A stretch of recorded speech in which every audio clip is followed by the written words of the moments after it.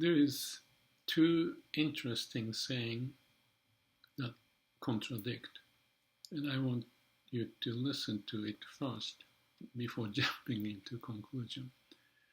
The first one is the Japanese saying, it's easier to give birth than to worry. And I think that makes sense from my life experience. And here's another one. This is I found in New Zealand when I was driving a car. Expect the unexpected. Yeah, obviously it's very important after partying or something, and you may get lost in your mind and get into an accident. So if you take a look at those two sayings, both seem to be true, then how do you address it? You think about it. Again, first one is it's easier to give birth than to worry. So don't worry, just go through it. And the other one is expect the unexpected. But they are saying you have to expect. But you have to expect the unexpected. How can you do that? You can only do it in the now when you're driving. So both indicate it may look paradoxical and saying two different things from the opposite direction. Well, that's what I thought, and I tried to figure out. Then I realized that the paradox can be resolved in the now.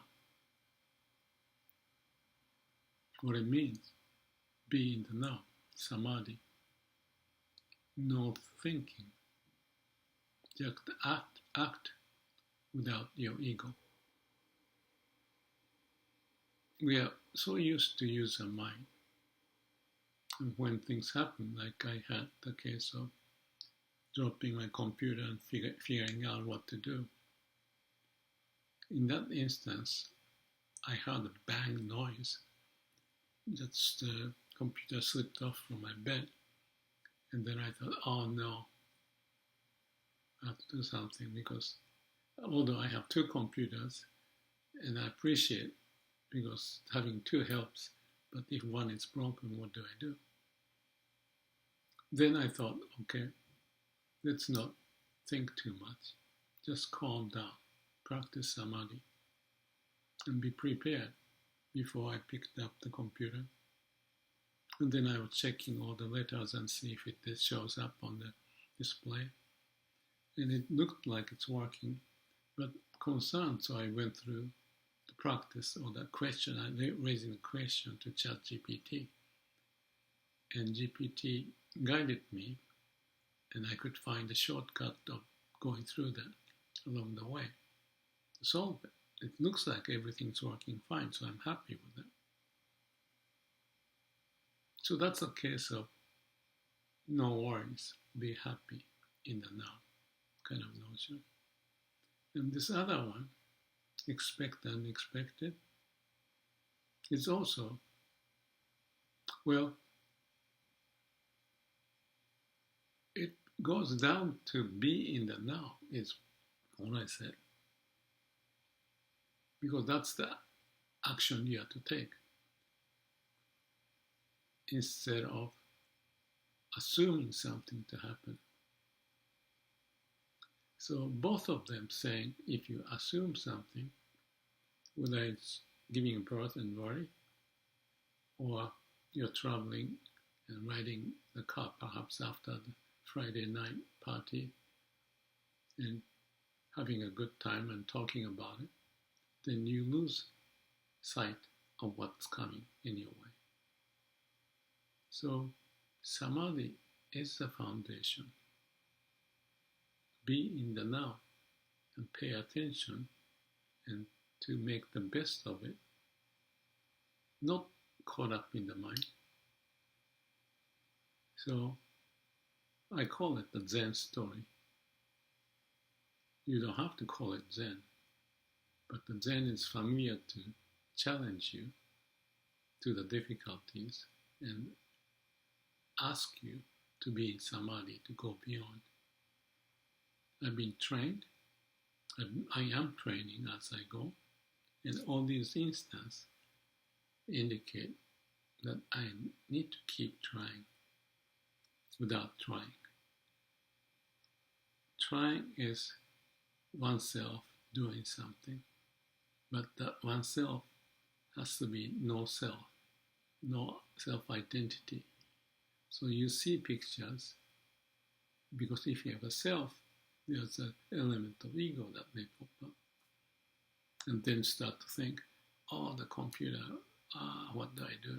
Where do I get it? I have so much time. What kind of computer? I can go into the direction. I don't have to do that.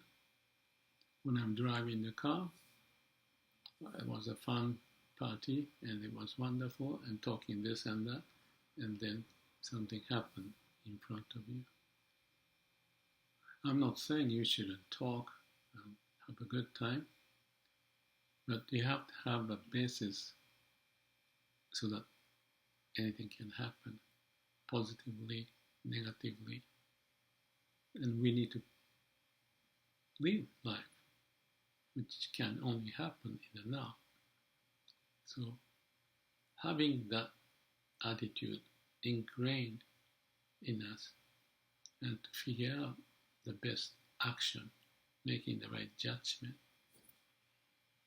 Well, I said enough. I used too much brain. Let's meditate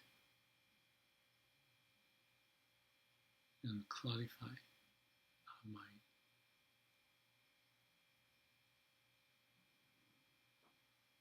Thank you. Join me in the video. I talk about the meditation, which is the root of how we may position our mind without positioning, because you let go, you're not trying, and expect unexpected. Wisdom may pop up. Be sincere and truthful, and practice samadhi. Be in the now, no self, to guide our life, to fully utilize the potential, even using the ChatGPT or AI as our co-pilot, to guide us, relate, have dialogue, and move forward. I think that's the way. I think all we've got is the tool in us and externally, how we use it. Don't jump into conclusion and find a way, making the right judgment. Let's keep doing it. Thank you.